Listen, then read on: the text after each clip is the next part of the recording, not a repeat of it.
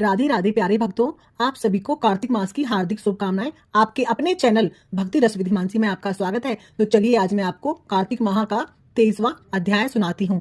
यह कथा सुनकर ऋषि कहने लगे, हे सूत जी, भगवान के चरणों से उत्पन्न हुई गंगा जी की महिमा कहिए।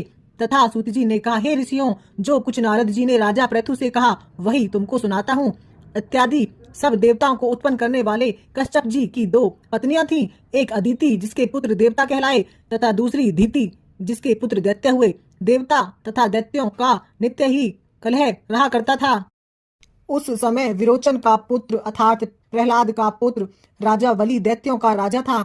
उसकी सेना अत्यंत विशाल थी। उसने समस्त पृथ्वी को जीतकर स्वर्ग का राज्य प्राप्त करने के लिए देवताओं पर चढ़ाई कर दी। इंद्र के राज्य को चारों ओर से घेर लिया। देवता भी युद्ध करने के लिए बाहर आए। तब अत्यंत घोर संग्राम हुआ। एक दूसरे पर प्रहार करते हुए कई वर्ष बीत गए। इसके पश्चात दैत्यों की बल बढ़ते हुए देखकर देवता मैदान छोड़कर भागने लगे। तत्पश्चात दैत्यों ने सारे स्वर्ग पर अपना अधिकार जमा लिया। बलि स्वयं राजा इंद्र के आसन पर बैठने लगा। साथ ही देवताओं के समस्त कार्य अपने राक्षसों के अधीन कर लिए। यज्ञ की बलि भी आप ही लेने लगे।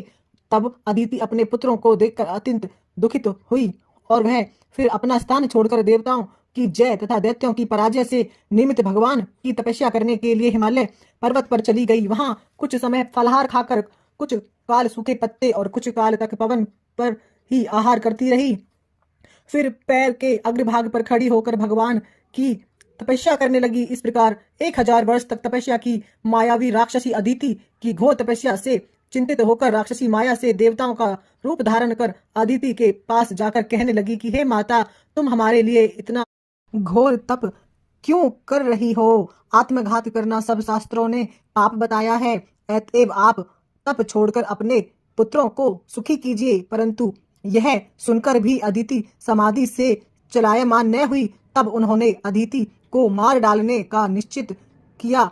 अतएव उन्होंने अदिति को जीवित जला देने के लिए उस में आग लगा दी। परंतु उस अग्नि में दैत्य स्वयं जल गए। अदिति को किसी प्रकार की हानि नहीं पहुंची और न उन्हें इसका कुछ पता चला, क्योंकि भगवान ने अपने चक्र सुदर्शन से अदिति की रक्षा की थी।